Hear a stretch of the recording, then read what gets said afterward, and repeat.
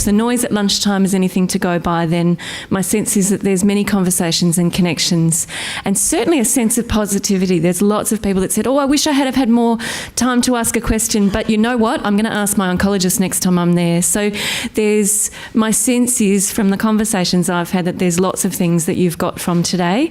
Different people have got different things, but certainly setting the theme for the conference as knowledge is power has been itself a powerful thing to do, and we've seen that in the way that the presenters have approached their conversations throughout the day, and it's been quite a remarkable day that I know I will remember for many years to come. So it's my great pleasure to introduce to you Professor Lynette Denny.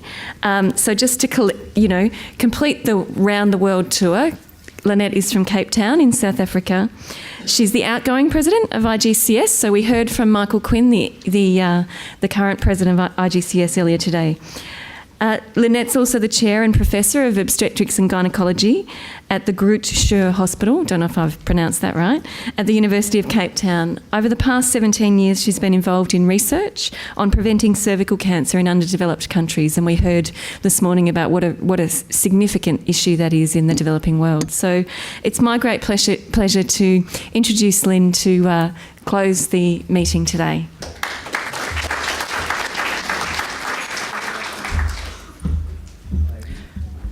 Thank you very much, and it really is a great honour and a great privilege for me to be invited to give some closing remarks. Unfortunately, I missed most of the day, but the last 3 talks were absolutely outstanding, and thank you very much. I learned a lot.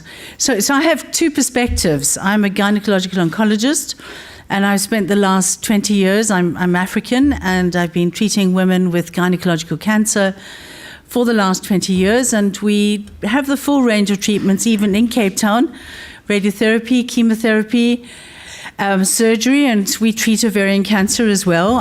It's an important disease, although cervical cancer is the most important that we treat. So I've spent many years treating women with gynecological cancer.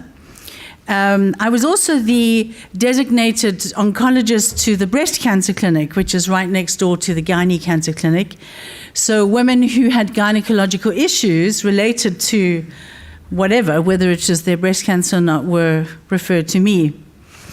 And then one day I got the diagnosis of breast cancer, and I was actually very busy in clinic, and the surgeon kept saying, you have to come up and have this biopsy and this ultrasound, and I said, I'll do that tomorrow, later, and I'm busy, and I've got 20 patients waiting, and I don't have time, and et cetera, et cetera, et cetera. And I went through the process of a double mastectomy, and I went into serious denial, just like the head in the sand, and I kept saying to him, there's this little skin tag here in my eye. So when I'm under general anesthetic, could you take that off? And when I woke up with both my breasts removed and it was still there, I was furious. I said, what the hell? You could have used one anesthetic. So I then had to go to a plastic surgeon who then took the little thing off my eye. But I didn't prepare myself well. I was not prepared well by my doctors, and I really experienced for the first time the enormous limitation of so much of allopathic Western medicine and how we practice, and the lack of relationship that we have between patients and doctors. And it had a profound effect on me, because everything went wrong, of course, that could go wrong, being a doctor, sepsis, blah, blah, blah. And my oncologist used to look, I kept looking what he was looking at, but it was not me. It was somewhere else in the room, and there was this lack of relationship, this lack of connection between 2 human beings. And I wasn't into the language of the war on cancer and I'm going to fight it. I was into the languages, what haven't I heard? Or what is this cancer trying to tell me? And it became quite a deep spiritual journey for me. But then it was made very practical, and you're allowed to laugh at this. But my body changed. I got this fat tummy. I was bald, and I couldn't wear anything on my head because I had eczema. And I had no breasts, and I didn't wear those prostheses. The woman who came with those prostheses things so upset me that I thought, I'm not having that. And I was standing in the queue at the toilet at one of the best shopping malls in Cape Town, waiting my turn, and this woman came to me and she said, "Excuse me, sir, but this is the ladies' toilet." And I said to her, "I know it's the ladies' toilet, and I am a woman, and look at my face. Don't look at my lack of hair or my fat tummy or my flat chest, but look at my face. Do I have a 5 o'clock shadow? Do I have a beard?" And she sort of, stood back, and I was both actually very amused and very hurt and humiliated. And over the next couple of weeks, I realized when I went into parking lot, "Desk, over there, sir." And I kept being called sir, and no one had prepared me for the fact that I was going to go through a gender transformation through this process. And over time, it's now 2.5 years since I finished my treatment and developed a whole lot of other health issues. I think I've in a way begun to understand my own experience with cancer, and everyone's is different. It's almost been like an empathetic warrior. And those are words which I'm quoting from Eve Ensler, who's written a book about her experience of endometrial cancer. And this empathetic warrior has been something that has made me profoundly aware of the totality of being human. And I'm not just cancer or a cancer survivor. And even if my cancer comes back, I'm not just my cancer.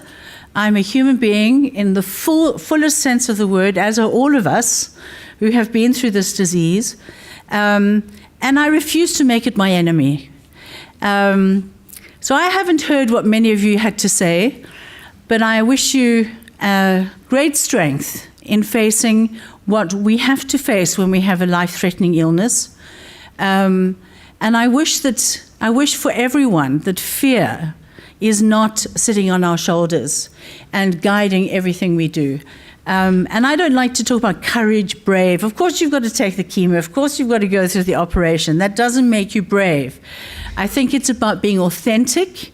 It's about knowing your heart, and I'm listening to your heart and not listening to, because the first woman who bought those prosthesis things looked at me like I was already dead.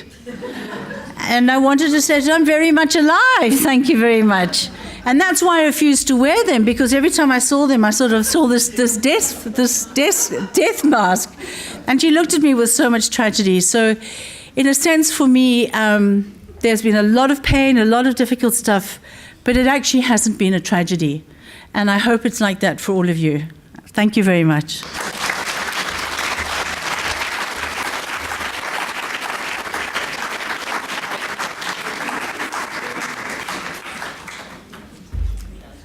Thank you so much for that. And can I tell you, I love that term, empathetic warrior.